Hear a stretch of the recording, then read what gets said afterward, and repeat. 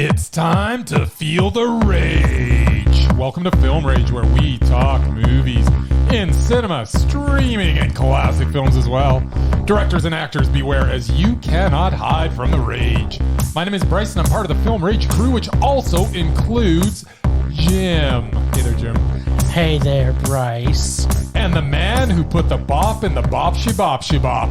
It's Murman. Yo. My whamma ding-dong. So with the introductions out of the way, let's rage on. Oh, baby. Thanks to all who've been supporting us. If you love our independent podcast, please support us and join the Film Rage community by joining our membership. buymeacoffee.com/Film Rage YYC. All members get special episodes and content only for members. And all members that sign up will get a limited edition Film Rage merch item. If you cannot commit to a membership, you can still buy us a terrible movie rental and dare us to see it. And you know what? We will. Thanks to all our listeners from all over the world. And we appreciate that you listen to us. You who are listening now. Booyah. We appreciate you.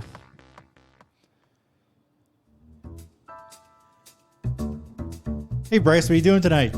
I'm going to my favorite cinema, Canyon Meadows Cinema, to see the best second-run movies at the best price. What? How inexpensive are they? Regular price is $5, $5. Regular price is $5. Makes me hope they also serve pizza. They do, plus a lot of other great food choices. Plus, I'm planning my office Christmas party there. They can host a plethora of options for any get-together. Gaming, movie, drag show. Drag show? Now I know where I'm planning my next party. Hey, maybe you think there's a Liam Neeson or a superhero movie planned? I hope not. But maybe there'll be a great independent documentary. Sure. Call CMC at 403-670-5444 to book a special event or go online at canyonmeadowscinema.ca.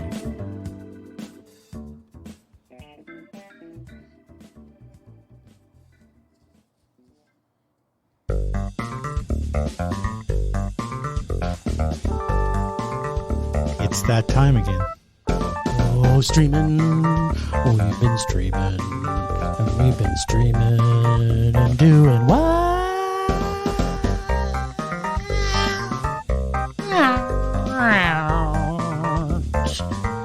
Streaming, Jim. Ben Murray did some streaming on the weekend. Oh boy, did I. Yes, sassafras. All right. So, once again, we're going to start with a film from a streaming platform named Netflix. Have you heard of this? Dum Dum? That's the one. Actually, not quite. Dum Dum.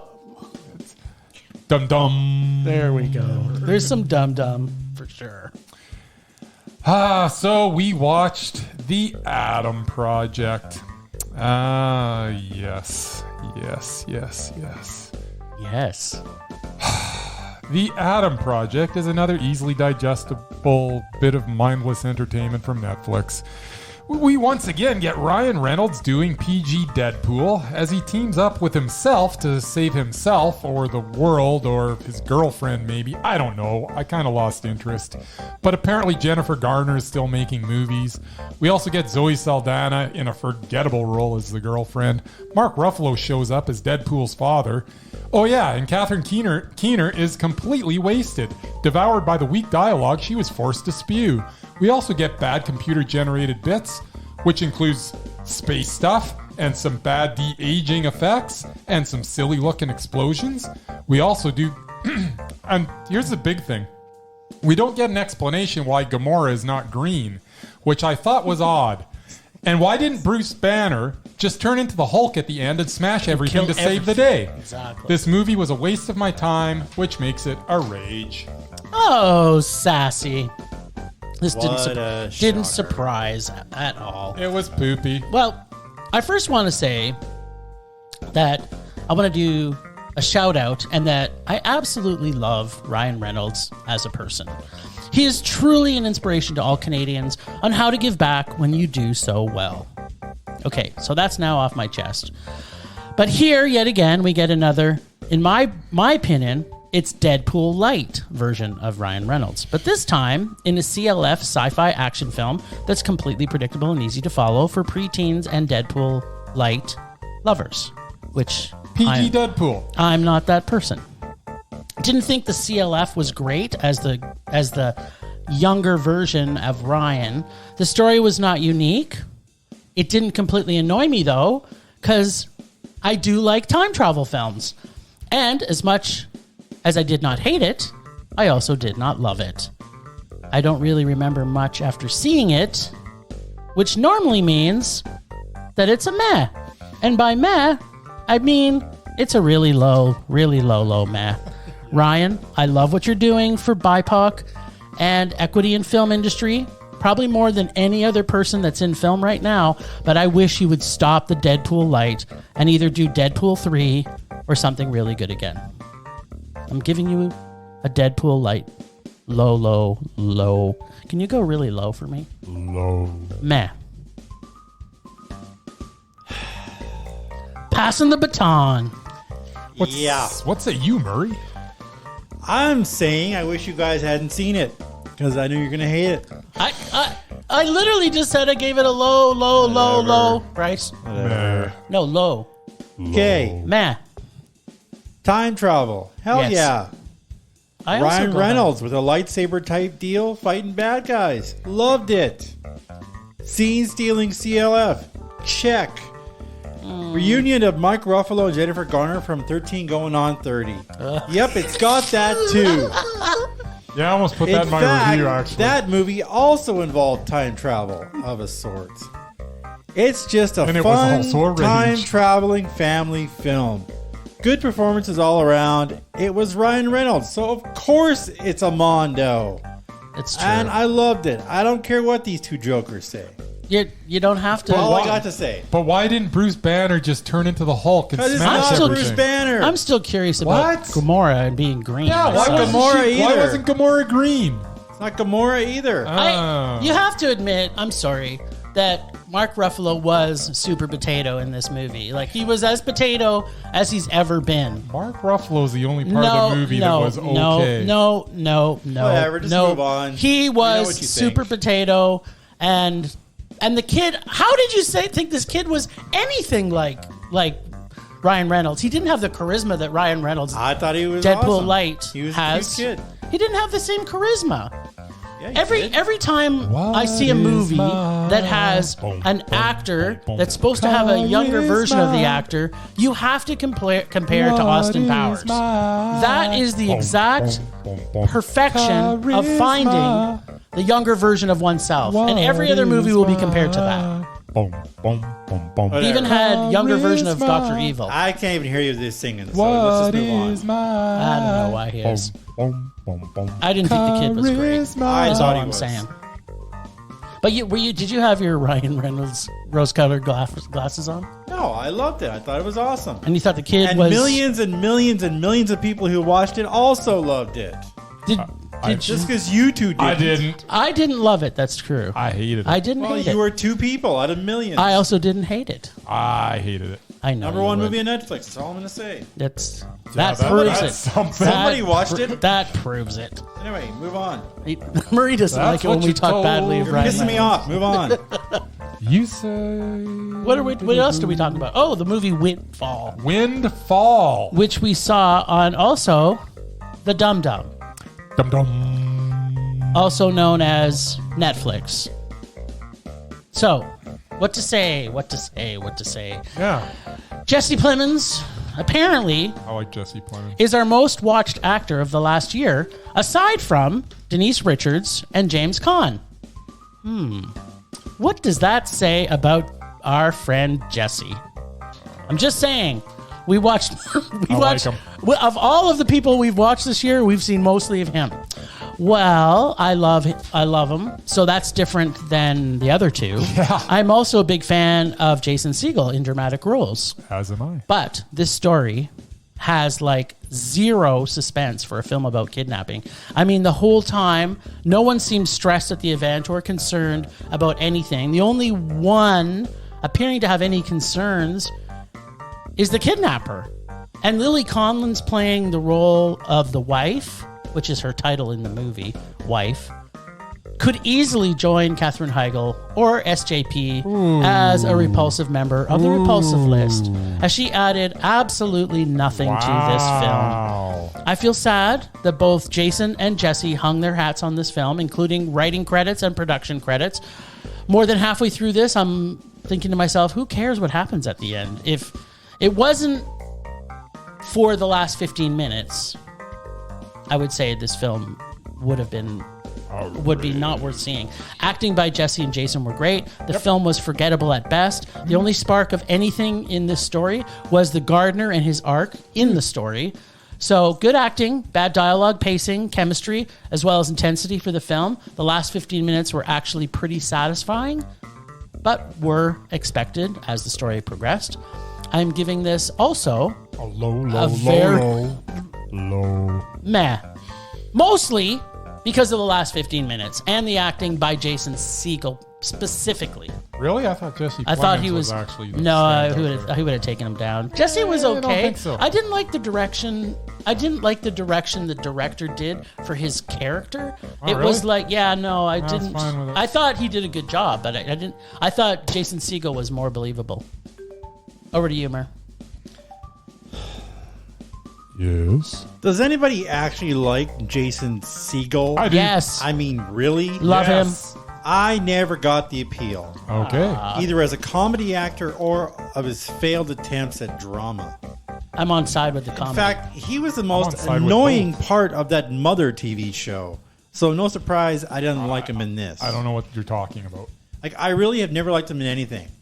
Not even the Muppets, which I love the Muppets, but he ruined that for me too. What? Frankly, this is the kind of crap that got produced in COVID lockdown. Take a handful of well-known actors, a remote location, and a roughly interesting script. This is what you get. While Segel and Collins' characters get tiresome really quickly, Clemens is solid as both the arrogant billionaire and the emotionless but well-meaning husband. Though as it begins as a quiet comedy, Windfall tries to be bold and cynical. Wants to talk about America, the greed of big business, the rise of automation. The blood spatter is predictable and misdirected. The social commentary is confusing and just fails to land. I was honestly over this film halfway through, and it barely registered a meh. In fact, I just liked it so much, I'm going to rage about it. There you go. Jump on Pure board. crap. Wow. So did you crap. did you not like the last 15 minutes though? No. You think that was better? Knew it was coming. Did you know the gardener was gonna? I don't want to let's just spoil it. Yeah. Did you know he was gonna fall on his face? Again, a stupid way to do it, but yeah, he was Actually, he was a witness. I thought that was rather inventive. You know, the funniest thing about it is we're watching it. I said to my wife as I turned to her, I said, "That's exactly how I cut myself when I was a kid on my glass and got 57 stitches on my stomach. Luckily, I didn't land on my neck. Yeah. Otherwise, it would have looked exactly like The that." fact of the matter is, basically, he's kidnapping them and basically trying to get money, and there's nowhere on Earth he would ever be able to go. They couldn't track him down. Yeah. Because they know what he looks like. Yep. And there's video camera footage of apparently outside the. Well, that's why he got estate. more money. Yep. Yeah, but the money doesn't matter. Well, he would have had to kill everybody. Cindy in Lauper order to said get that away. money changes everything. It so. I'm does. pretty sure she didn't. No, she did. She sang she, about actually, it. she said, money changes everything. She did. She absolutely sang that. Whatever. All right, well, we got more to unpack on this, but Bryce, what Yeah. did you think of this? Windfall is a stripped-down character study with excellent performances from everyone involved and a standout performance from Jesse Plemons. There are a few truly excellent sequences within its 90-minute runtime, mostly in the first half. The last half, however, becomes more and more tedious as the characters wait for a delivery for basically a whole day, and I kind of felt I was waiting right along with them as they Yes. literally just sat there waiting. Yep. The film is partially saved by some gory sequences towards the end, but the ultimate climax for me fell a little flat. Jason Segel and Lily Collins' performances were very good. I like Lily.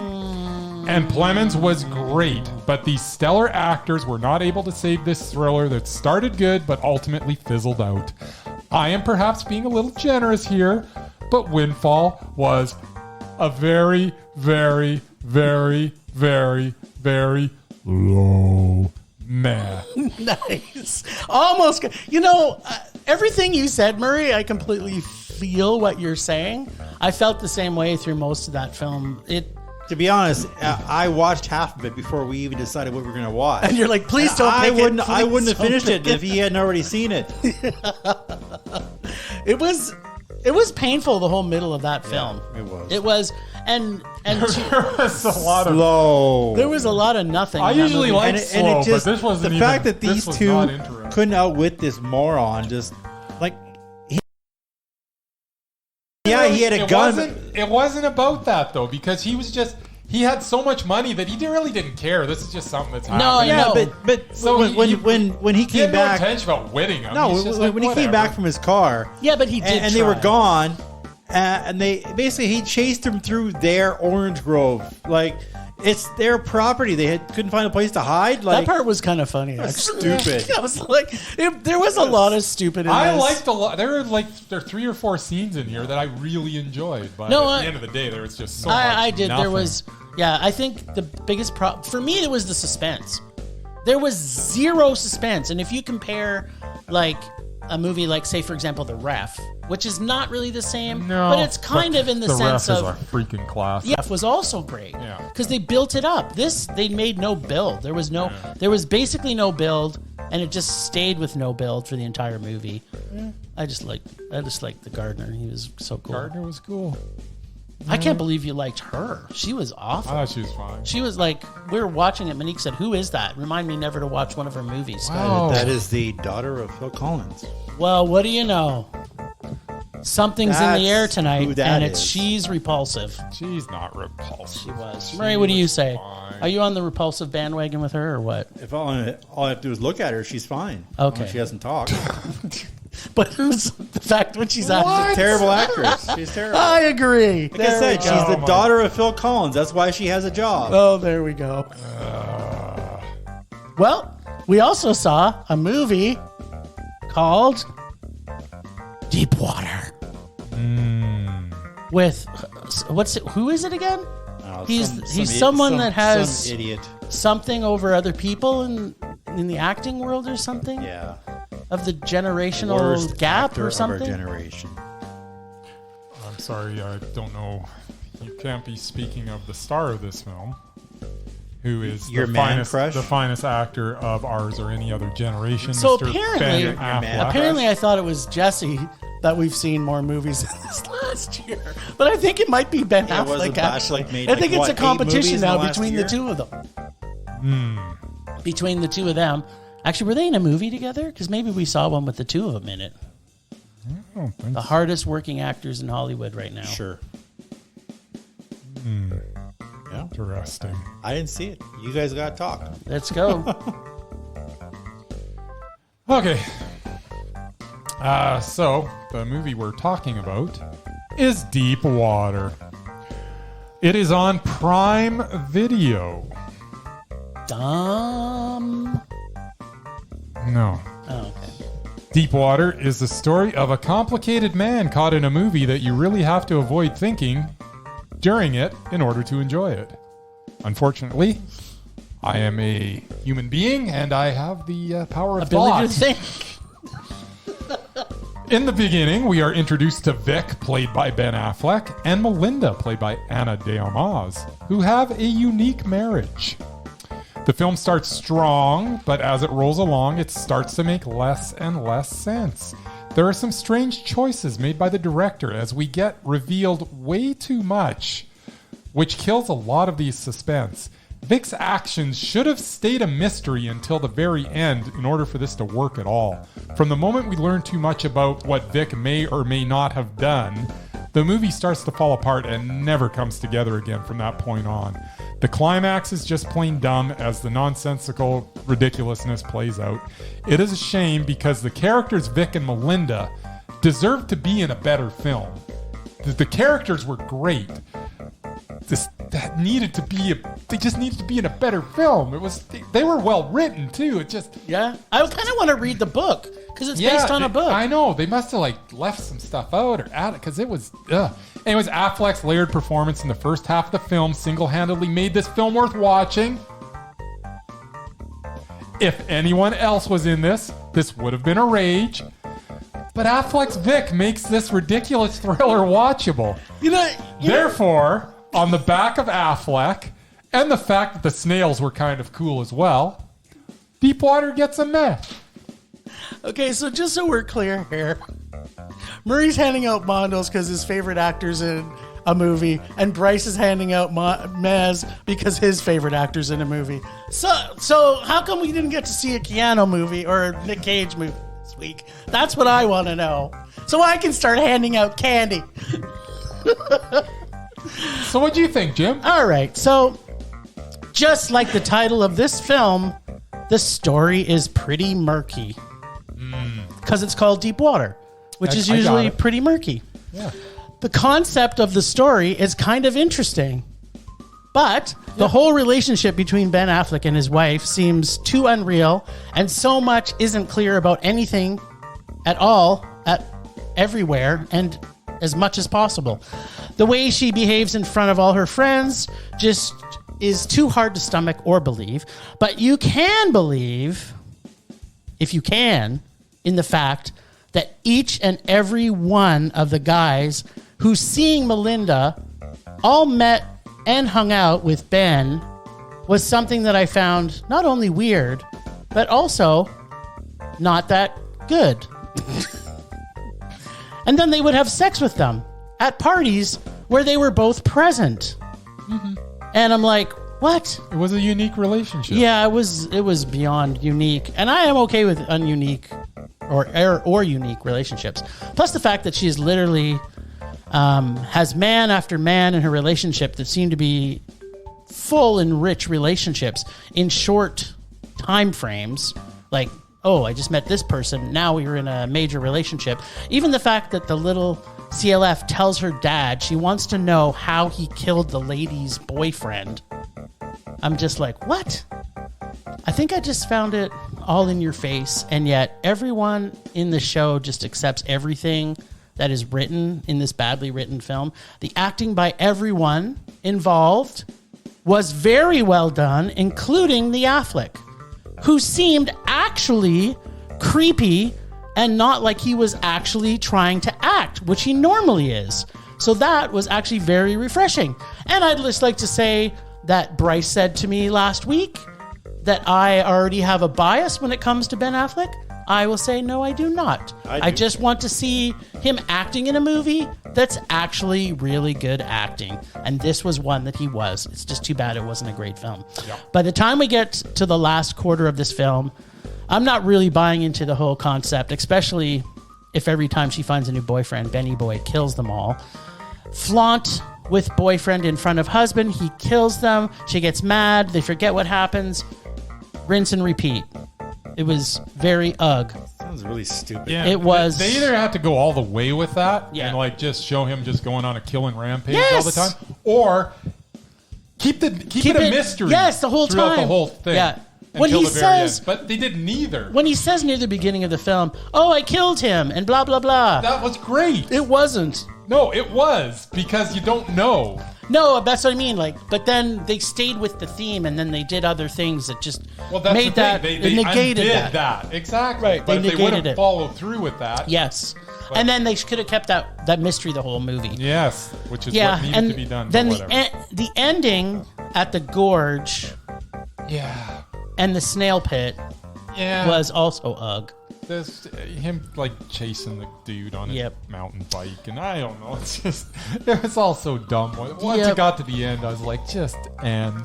Story was flawed. Acting was good by everyone. Yeah, everyone was great. I can't give out Maz for good acting and bad story, so it's getting a rage from me. Fair enough. But Ben Affleck was the best I've seen him. Probably ever, actually. No. Yep. He was very good, though. Yep. He was actually acting in a way that you didn't think he was acting. Well, there you go. Yeah. It is. It's a thing. It's a thing. love this new music. Apparently we still have this one. Nice. Oh, I guess I'm starting. Yeah, you're the two-time winner of this movie. We went to the theater. Some of And us you went twice. More than once. I helped a very happy sold-out crowd watch it a week ago. Yeah, so where did you see it originally? I saw it at the Globe. And? Our friends at Cuff, and they put it off the cuff, and it was sold out, and everyone loved it. Calgary Underground Film Festival. Underground Film Festival. Yep. And everyone who listens to us should be checking out their website to see Yes. what movies they should see. The festival's coming up, too. Yep. All right, 1979, a group of young filmmakers set out to make an adult film in Spooky rural stuff. Texas. But when the young couple renting them in the house catches them in the act, the cast find themselves fighting for their lives. Wait, did you just say they were making a old movie? couple. They're making an adult film. Oh, right. Adult film. It was new porn. It was an adult film. Okay, adult. It was a good, dirty movie. according to the Yes, cast. that's right. Comparing to the director. He wants to make a good dirty. good- A good dirty movie. There are plenty of shocking moments in this film. The least of which was the actual porno movie that they were shooting. For me, the thing that haunts my dreams and gives me nightmares is this mummified 100-year-old couple having sex. That's not the kind of thing you forget. And I saw this movie twice. Who would want to forget that? I know. That is good stuff right there. It had a good story, plenty of action, both kinds. Some good kills and some great LOL moments. For the most part, I actually really enjoyed the film. In fact, if it wasn't for a couple specific nauseous moments, the ones I'm referring to. But didn't he that make... It would have been a Mondo. What? Really? That's what sunk it? That's what sunk it for me. Wow. Still an enjoyable man. I don't appreciate that kind of gross out stuff. But it Maybe wasn't it's- gross. It Yes, did its it point. was. It did its point. I don't want to see I thought it 100-year-old was people kind- naked. I thought it was kind that's of just me. beautiful. No, it really wasn't. Sexy time. Anyway, I'm done. You go. All right. You didn't get to see it twice, Bryce. So what do you think? X is exactly what it's supposed to be. It is gory and funny and gritty and predictable and a lot of fun. When you buy your ticket for this, you have in mind exactly the type of film that you're about to experience. And in the case of X, you would be exactly right. There is no complicated message or preachiness. It is just some attractive folks getting slashed and shot and eaten and stabbed and violated. Nothing really original, but it is so well executed. Who cares? I enjoyed X a lot, which makes it meh. What? Oh, because you liked it. You enjoyed it a lot, but it was only. No, a he minute. liked it a lot, which makes it meh. I get it. So I've been saying this for years, and I will continue to say it until the ends of my life. We don't need sequels. We don't need remakes or reboots. What we need is a new serial killer, and this film delivers the most unlikely gruesome twosome in a sex-deprived geriatric necrophiliac with bad hips and big muscles. This film was sex-tastic with enough sex to keep everybody happy, including watching two 80-year-olds getting it on and on and on. Oh, yes, I love that.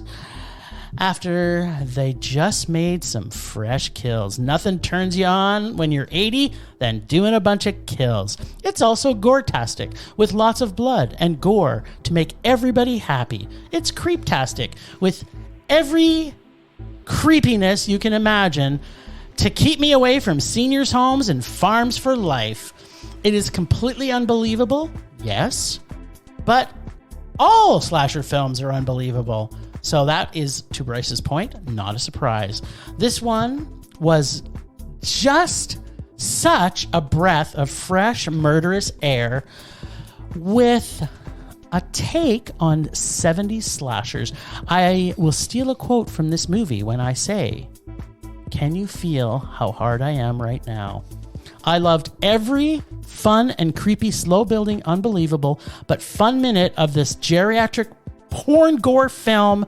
It was motherfucking Mondo. I loved every single frame, and I especially loved the two 80-year-olds going old at people it sex. where she's They were the not ground 80. to hide away. They must have been 90, actually. She said that he was in both wars. Yeah, so she's like... He was born before 1900. Right. Nice. Would have made him like 90. But if he was in... Okay, he could have been... Because 1914 to 1918, it's 1979. Yeah, but... So he was probably in his early 80s. And she would have likely. been... Yeah. So it's not taking place right now. This is 1979. Yeah, I know. But he and the was, other time was when the nude old lady crawls in bed and after she's killed the dude, and she's like... touching her all over her back, and she wakes up.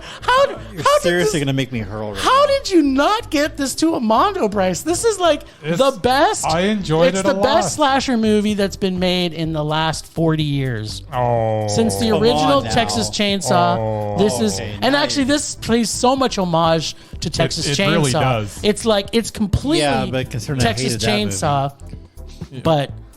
No, just way more delicious. I liked it a lot. Even the alligator scene, it was like everything was expected, but it delivered so much. It was just like, I hope this is exactly what's going to happen, and then it does, and then you're kind of like, that was so satisfying. I hope this happens next, and then it does, and then you're going like, and the moral of the story ultimately is when you run into an undersexed 80-year-old. Sociopath, and she asks for sex, just do it. Just give it to her. If you just would have did her, then nobody would have died. Nobody would have died. That's all she was hunting for. That's great. I'm not sure. I think she might have killed him anyways. I don't know. I don't think she was just killing people out of rejection. I hope there's a prequel now. There is. I don't normally say that. There actually is a prequel. They're making a prequel? Interested. What? The director, after this premiered at South by Southwest, he said he used COVID or the lockdown to work on the prequel and kept what's-her-name around to shoot it. Oh, baby. The star of the movie. Nice. Who is, yeah, because she plays both parts. Yeah, giving away a spoiler, but yeah. She plays both parts. The younger version of the old lady. Yep. I could not have been more satisfied. And I'd like to say this just one more time. Can you feel how hard I am right now for this movie? I cannot. Thank goodness. Do not. Well, you can. You're just refusing to. So that's your problem. Also true. That's your problem. Right. Okay, so we also saw something else in the theaters. What? Saw a movie by the name of. Let me check my ABCD, notes EFJ, here. LMNOP. It was called The Outfit. The Outfit is a tense thriller that looks and feels like something Hitchcock may have made in the 60s. It is a story of Leonard, played by Mark Rylance, a maker of fine clothing who is forced to deal with gangsters that have implemented themselves in Leonard's business. Zoe Deutsch also stars as Mabel, Leonard's employee, and is quite likable in the role. But this movie is all about the performance of Mark Rylance. Every glance, every tightening of the lips, every nervous twitch, you cannot take your eyes off of him. He has a way of delivering his lines that has you hanging on every syllable. For the most part, the rest of the cast was solid as well, with the exception of casting the head of a mob family with a British dude trying to do a Chicago accent. But that is a minor quip in a film that was full of tense scenes and a flawless performance from Rylance. The Outfit was Mondo. Really? Sure was. Well, I could listen to Mark Rylance read the phone book and be entertained. His voice alone is enough to love this movie. I now want to find out if he actually does read books on tapes, and I want to buy every single one of them. Hopefully there is one with him reading the phone book. I don't care which phone book, I just want him to read it. Because if it is, that's going to be my first purchase. The shots in this were very succinct and deliberate and calculated, and was the slow build of this film. Every single shot. The humor was sprinkled so delicately through this film as well. The dialogue was so well written up until halfway into the film, where it started to fall apart in major ways. There is no real surprises here, and as we near the end, the writer/director, I'm not going to blame which one, overcomplicate the story and mess it up, especially in the ending, which ends with one of the stupidest endings in any gangster movie of all times. It was almost like two different writers for the first half hour and two different writers and directors for the last half hour or half the film. The sound mix and music was very subdued, which felt right for this film. Casting was another issue, as Bryce had said. Our main baddie, Simon Russell Beale, playing Roy, beside Mark Rylance, was like watching Viola Davis doing a drama up against Denise Richards. There was carnage everywhere, and that's not even because there was physical carnage everywhere in the movie. The lack of a great kingpin for me really took away from this film. Having a strong contrast to Rylance in this film would have made this a much, much better and enjoyable film. I was fully enjoying the movie until about halfway through, until they brought this, in what I want to say, awful performance that pretty much destroyed this film for me. Wow. I like this film, but there was too many gaps in the story and the choices of casting, and pretty much it wasn't just him. Every single one except for the other female lead was pretty much forgettable. I thought all of the casting was not great. I like the casting, except for one. No, the casting were forgettable. They were basically, I could just pick a different root vegetable for every single one that was in there. There was not really any strong performances. When you watch a gangster movie, you want to see a Ray Liotta, or you want to see a Joe Pesci, you want to see Al Pacino. You do not want to see people that are acting like they're on a stage play. This did not generate any emotion from me as I was watching it, other than watching Mark Rylance perform. I 100% agree. Just watching him on screen or listening to his voice is enough to see this movie. I like this film. I did not love it because of the casting. Had me not also buying the full story, especially the ending. How you could have liked that ending. It's a meh. I'm sorry. Mark Rylance is a mondo, but this movie is a meh. Fair enough. Merman. Another thing people may not know about me.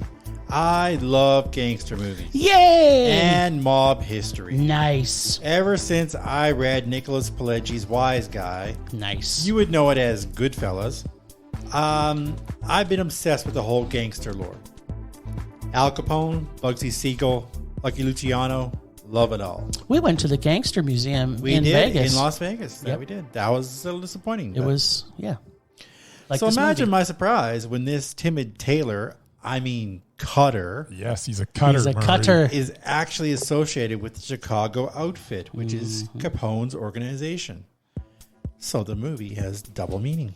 Ooh, snap. I have to admit, listening to him talking about making clothes in the first 10 minutes had me nodding off. What? I was in heaven. No. I was in heaven too. Thankfully, Zoe Deutsch, from what I've seen, showed up and snapped me out of it. This was a good movie for the first 90 minutes. Mark Rylance is always good in everything he does. Mm-hmm. This film's no exception. Zoe is awesome, as usual. Mm-hmm. Rest of the supporting cast is not as good, though they're adequate. Cinematography in the close confines of the tailor shop is also exceptional. Shot the whole movie in one set. That was pretty cool. Yep. I was actually enjoying the slow burn of this mob thriller. What? For the first 90 minutes. Nice. Unfortunately, the last 15 minutes of the story takes so many unbelievable twists. Terrible that twists. Effectively ruin it. So it's just a meh.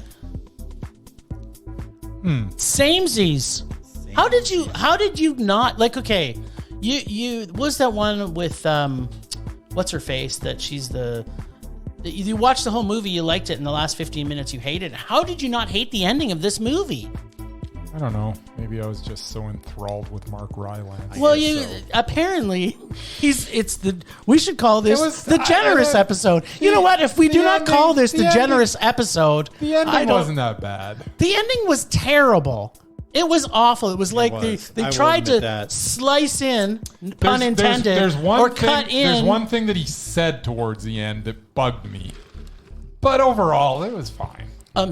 I'm sorry, when he cut in the trope of serial killers, like you've got to, I'm sorry, he was shot how many times? 3 times.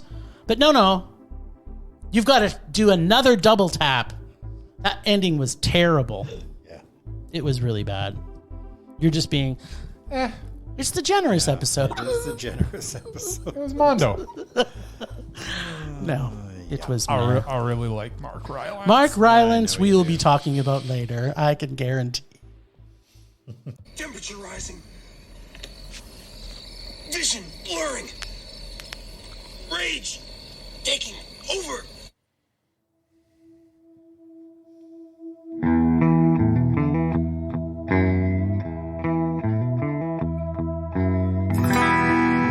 Oh, sweet, sweet rage.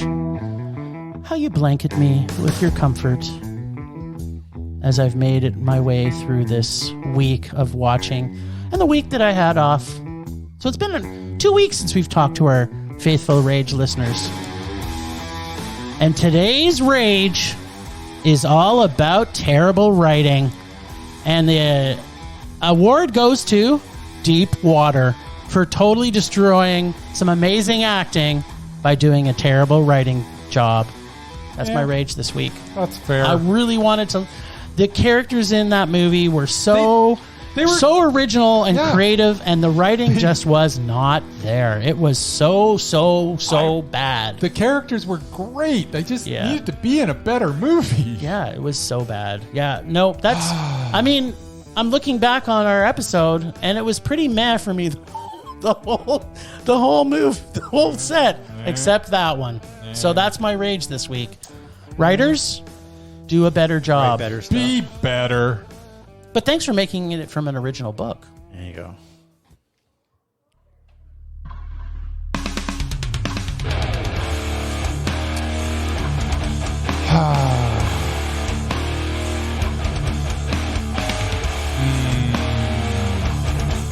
He's having a hard time raging because he only gave out 1 Rage this week. Yes, he did. When there should have been at least 2. Really? I thought I gave up more than 1 Rage. No, you didn't. No, you didn't. Huh. Apparently not. That's something. You were Mr. Generous this week. I guess so. You're the one that's usually handing out candy. You say you don't, but I've witnessed it. I've witnessed you give out candy for Ben Affleck movies. Whatever. It's like, trick or treat, who is it? Oh, it's Ben Affleck. You can have half the bowl. My Rage this week is Ryan Reynolds what continuing a to surprise. bore me to tears with the one-note sarcastic guy that he plays in literally every single movie he is in. He has shown range in the past, you know, in that haunted house movie and that flick where he's like buried alive. That was a good movie. So I know he can offer more. And Deadpool 1 and 2. It is time for him to grow up and take on a role that will challenge him instead of the same character he plays every time, where he just puts it on autopilot and offers up the same smart-ass performance repeatedly. Come on, Ryan. I know you can do better. That's my Rage. It's adequate. Does that mean I get to rage about Ben Affleck next week? You can have your you can change your Murman Minute right now. I want to change it right now. Well, you can create your whole Ben Affleck minute next week. I'm saying I love Ryan Reynolds. I want to be better. Pulse slowing. Anger fading. I wanted to steal a little bit of the Merman Minute. You do that. Because I want to still remind people that Ryan Reynolds is one of the most amazing people alive and is an inspiration for anybody in the film industry, what he does outside of him making Deadpool light movies. And there are certain people who enjoy those movies. That's right. If you don't like them, don't I go enjoy to the them. fact he's That's making a my difference. opinion. He's doing a real difference in BIPOC culture. Yeah, no, he's an honest humanitarian. Yeah. He's done more for the world than in cinema. pretty much any actor. Yep. And yeah, if you don't like his movies, don't go to them. Yeah. That's as simple Or as that. if you're dared to see them, then you got to just see it. If you enjoy them, go to them. I enjoy them. There you go. Anyway. They're men. This week, Is it part 3? No. Oh. I'm saving that away when I get nothing else. 3. I saw a movie on Netflix on my own. Oh, the Swedish movie. Before I was told to watch anything. That's right. It was called Black Crab. I started watching it and I fell asleep. It was a Swedish Red Dawn film starring the always solid Noomi Rapace. Mm-hmm. In a post-apocalyptic world, 6 soldiers on a covert mission must transport a mysterious package across a frozen archipelago. I had to look up what that meant. It's an expanse of water with many scattered islands. Oh, an archipelago. Yeah, whatever it's called. Not a lake, not a river, not an ocean, but something in between. Yeah. The true enemy of this film is never known. I like to pretend it's the Norwegians. Of course it is.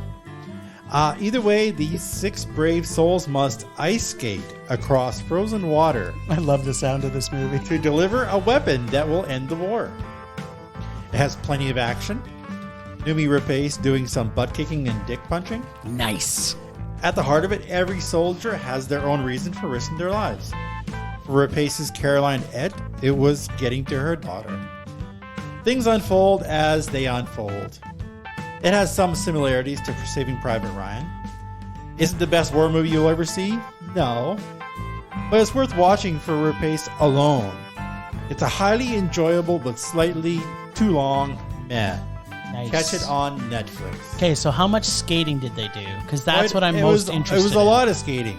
A lot of and skating. Apparently some of the water wasn't frozen, so they had some cracked ice and stuff people to deal fell with in. too. People fell in. Was it a surprise?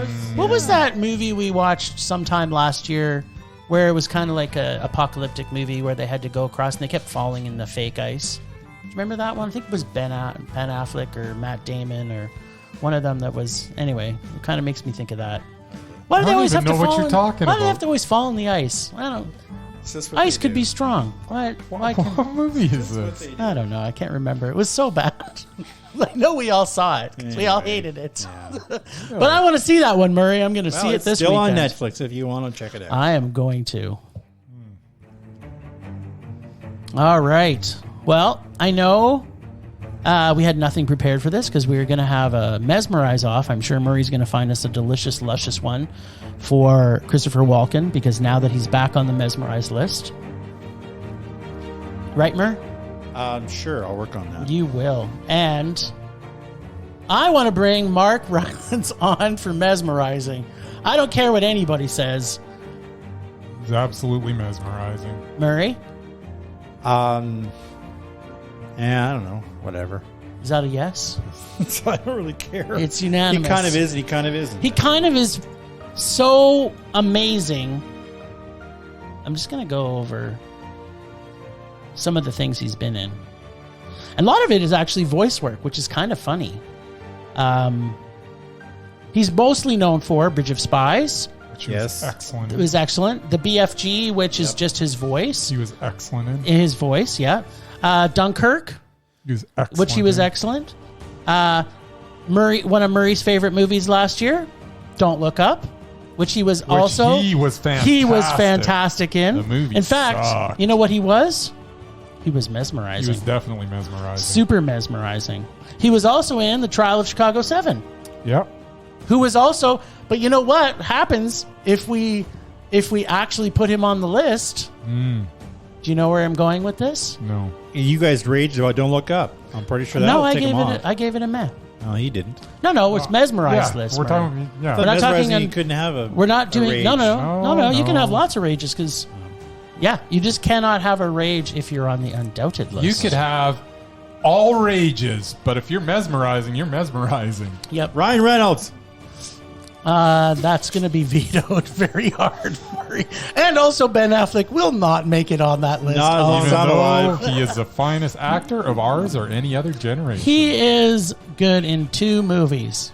I'll give him that. He is good in 2 movies and every other movie. Too. And none other movies.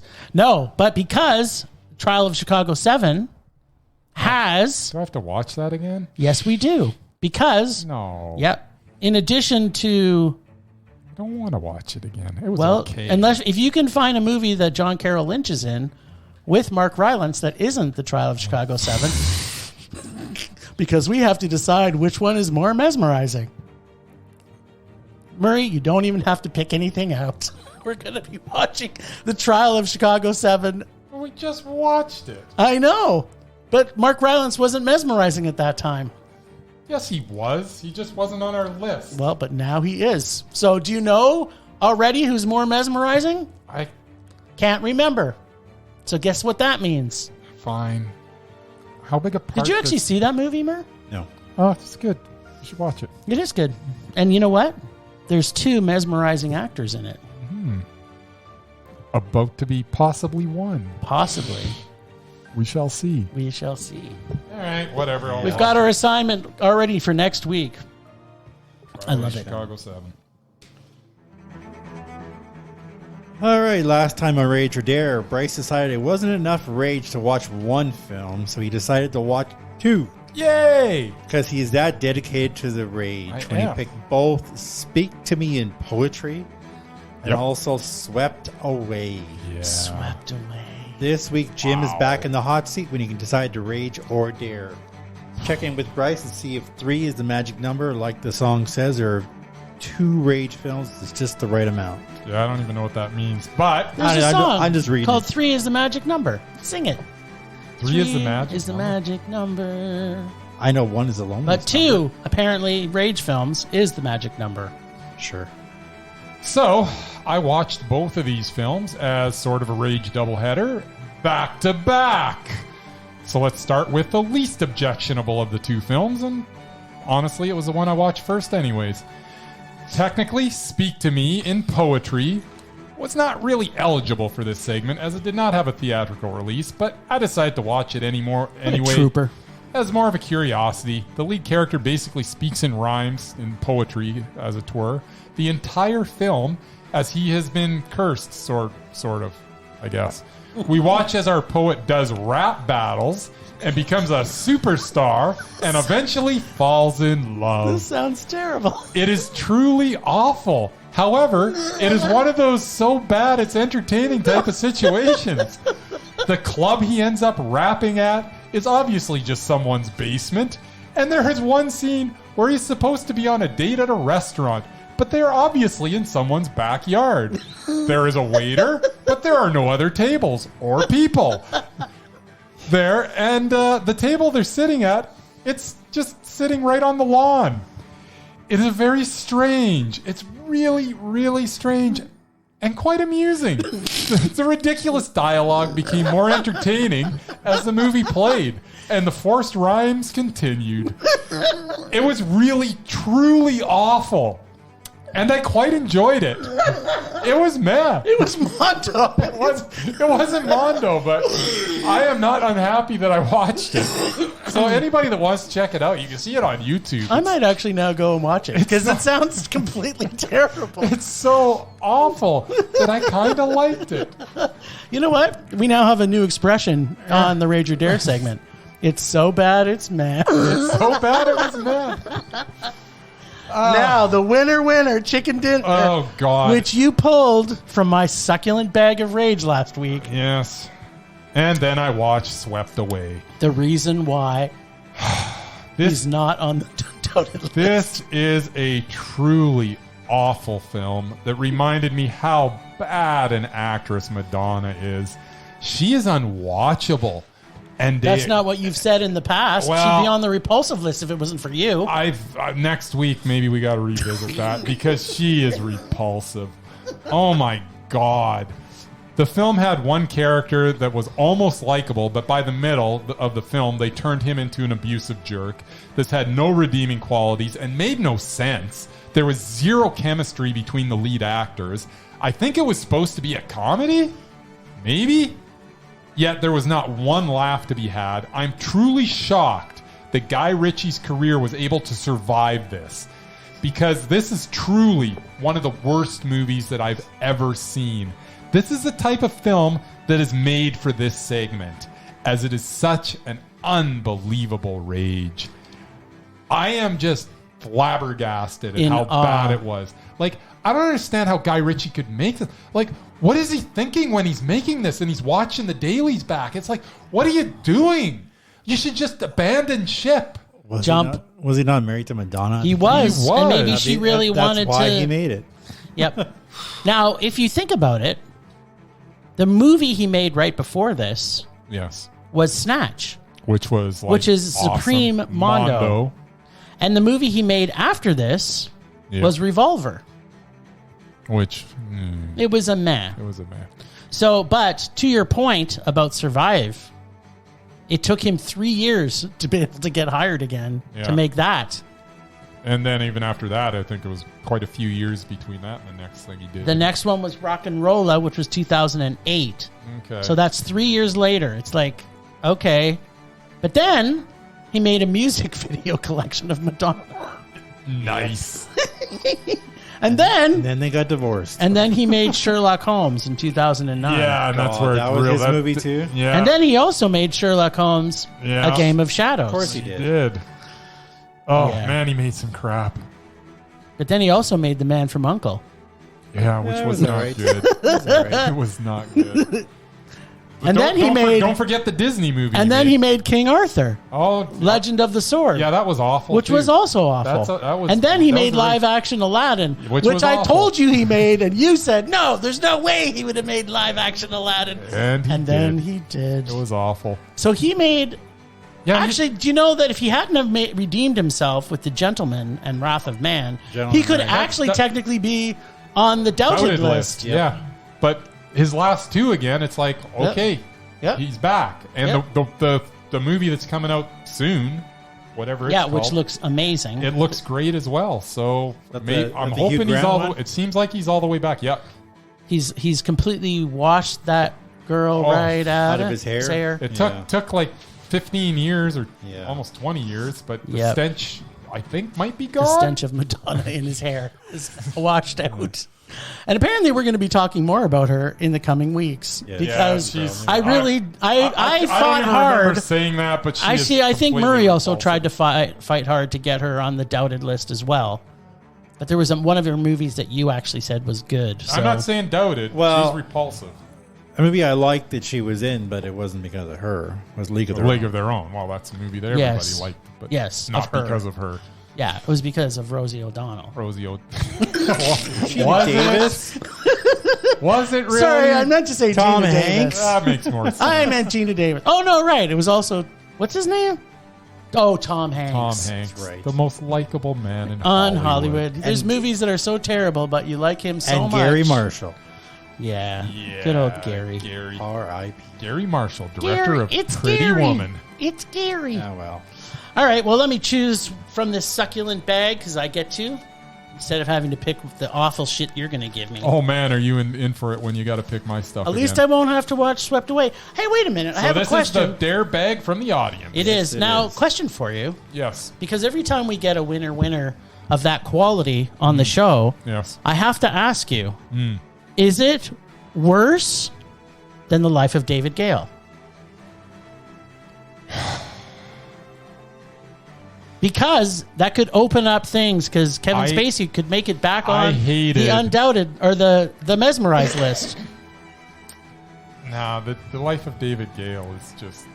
I don't think you've seen it in a while. I kind of, after seeing Swept Away, guess what's going in my rage bag? Or in Murray's bag. Maybe we both have to watch it. Because I have a feeling, if you haven't watched it in 20 years, after seeing Swept Away, I think it quite possibly might be a little better. It has a twist in it that's so bad, that's so stupid and that doesn't make any sense. But it's that- only the twist. It's not the entire movie that's repulsive. But it wrecked the whole thing. I know, but it made it just. it made you angry. But I have a feeling, after seeing Swept Away, I think that you could possibly forgive it some of its misgivings. I don't know that I could. Well, I will be watching Yes. Double Team from 1997. Well, that's not bad. That's Dennis Rodman and Jean-Claude Van Damme. That isn't sounds. Oh, that movie's terrible. Dennis Rodman's the worst actor that's ever created. Is that the one? I think it is. Because there's also one where like Jean-Claude Van Damme is like a twin. Yep. It is Jean-Claude Van Damme and Dennis Rodman. All right. Mickey Rourke. I think that's Paul double Freeman. impact. Yeah, it's double. Yeah. Who else is in it? Dennis Rodman, Mickey Rourke. Ooh, Mickey I love Rourke, Mickey Rourke. yeah. Mm-hmm. A bunch of people that I don't know, so I can't say it's going to be that exciting. All right. I remember watching this and thinking it was one of the worst movies I'd ever seen. So I am Dennis Rodman. I am not looking forward to watching that. I can tell you at all. Well. Thanks, Ragers, for listening. Thanks to the Extended Film Rage family, who you can find in our show notes. Find us on social media everywhere at Film Rage YYC. Check out everything Film Rage at filmrageyyc.com, including our merch site for Redbubble and TeePublic, and there's a sale going on right now. We are always wanting to make this a raging blast for all listeners, so please comment, like, and subscribe, and send us an email to filmragecalgary@gmail.com. Dare us to see terrible movies to fuel our rage, but no matter what you do, please make us rage. Please. Please. Pretty please. That's it for this week. Rage on. Rage on.